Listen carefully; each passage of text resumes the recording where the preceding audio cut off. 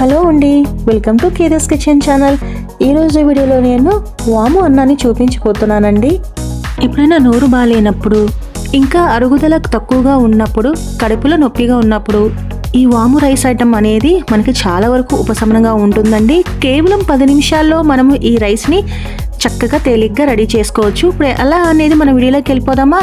3 table spoon అంతా oil వేసుకొని, 1 table spoon అంతా వాము వేసుకొని 1 నిమిషం వరకు ఇలా రోస్ట్ చేసుకున్నాను. తర్వాత 1 రెమ్మ కరివేపాకు, 2 క్యారెట్లను ఇలా ముక్కలుగా కోసి చక్కగా ఇలా ఫ్రై చేసుకుంటున్నాను. ఆ తర్వాత 2 పచ్చిమిర్చి వేసుకుంటున్నానండి. ఆ తర్వాత అందులోకి 1 టీ స్పూన్ అంతా అల్లం పేస్ట్ వేసుకొని ఇలా 1 నిమిషం వరకు ఫ్రై చేసుకుంటున్నాను. ఇప్పుడు మొత్తం రోస్ట్ అయిపోయింది కదా. ఆ తర్వాత అందులోకి నేను 1/2 స్పూన్ అంతా పసుపు వేసుకుంటున్నానండి. ఇప్పుడు నేను మొత్తాన్ని ఇలా కలుపుకుంటున్నాను. ఆ తర్వాత ఉడికించిన అన్నాన్ని 200 గ్రాములు వేసుకుంటున్నాను. మనకి రాత్రి మిగిలిపోయిన అన్నమైనా కానీ, లేదు మనము వేడి అన్నమైనా కానీ పర్వాలేదండి. సో ఇప్పుడు మొత్తాన్ని అన్నాన్ని నేను ఇలా కలుపుకుంటున్నాను. ఆ తర్వాత రుచికి సరిపడా ఉప్పు వేసుకొని 1 నిమ్మకాయని ఇలా పిండుకుంటున్నాను. మొత్తం నేను బాగా కలుపుకుంటున్నాను.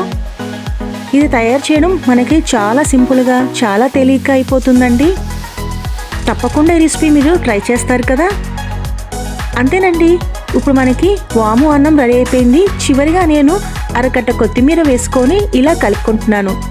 1 నిమిషం వరకు ఇలా కలుపుకున్న తర్వాత ఇప్పుడు మనకి వాము రైస్ అనేది రెడీ అయిపోయింది కదా. ఇప్పుడు నేను తీసి ఒక ప్లేట్లో సర్వ్ చేసేసుకుంటున్నాను.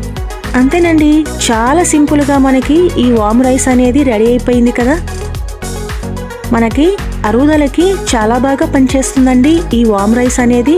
తప్పకుండా ట్రై చేసి ఎలా ఉంటుందనేది కామెంట్ రూపాన మీ అభిప్రాయం అనేది తెలియచేయండి. ఇంకా మరికొన్ని వీడియోస్ కోసం నా ఛానల్ని తప్పకుండా సబ్స్క్రైబ్ చేయండి, లైక్ చేయండి, షేర్ చేయండి. అంతేనండి, ఇవాల్టి వీడియో.